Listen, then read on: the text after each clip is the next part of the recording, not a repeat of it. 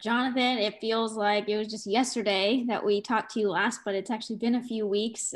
Things are a little bit different now. Just how do you feel about your whole defense and how you guys have performed above expectations so far? I feel great about our defense. We're doing everything that we're coached to do, and it's showing a little. It's showing a lot. So I feel very confident in us. Bob.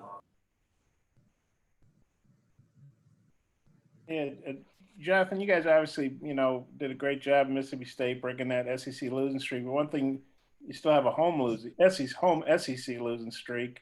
As a guy that's been in the program for a while, how badly do you guys want to, win at home and break that?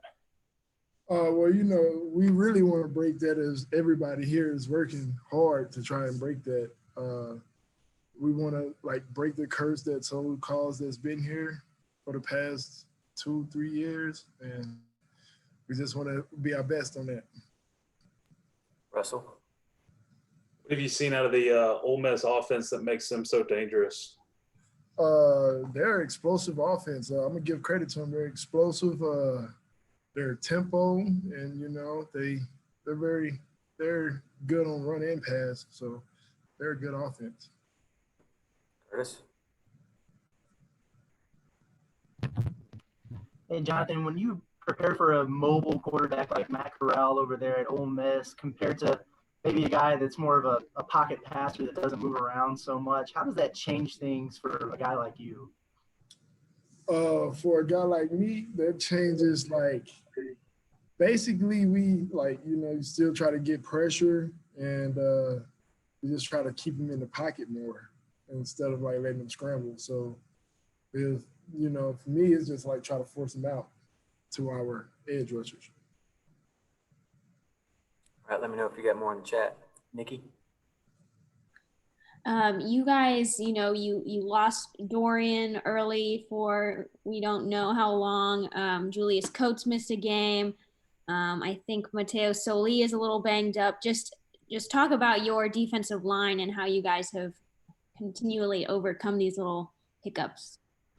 Everyone, like we said during camp, everyone on the D-line is fighting for position. We're all very talented on the D-line.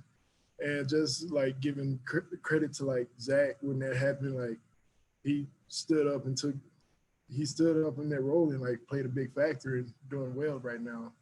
So all of them everybody's competing. So there's no drop offs on the defensive line. Bob. Hey, Jonathan, assuming you guys watched tape of last year's game against Ole Miss, how's Matt Corral look different to you a year later? He's still an athletic guy.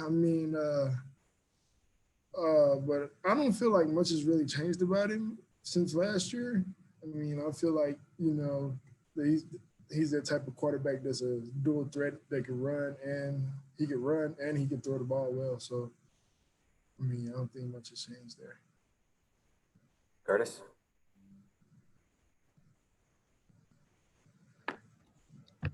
Hey, Jonathan, Auburn had a little bit of more success running the ball against you guys than maybe the first couple opponents that you faced. Looks like Ole Miss has a couple of pretty talented backs. What have been some things you guys are emphasizing in practice to kind of get back to shutting down that run game a little bit? Tackling. We're honestly been working on tackling. That was our factor that why that game was like that. If we would have tackled, it was a different game. Bob. Hey, Jonathan, watching Ole Miss, they've scored 35, I guess, for the first time ever in 3 straight SEC games. They've never done it in 4. I'm sure you guys want to keep them under 35, but they scored 40-something on Alabama. What was it like watching that Alabama tape and going I can't believe these guys are doing this to Alabama? And do you think you guys can be the team to slow them down a little bit? Like I said before, they're explosive offense. They're a tempo team, and I feel when we get set, will be. When we get set against them, it will be a different story right there. So we'll try to stop them the best we can. Nikki?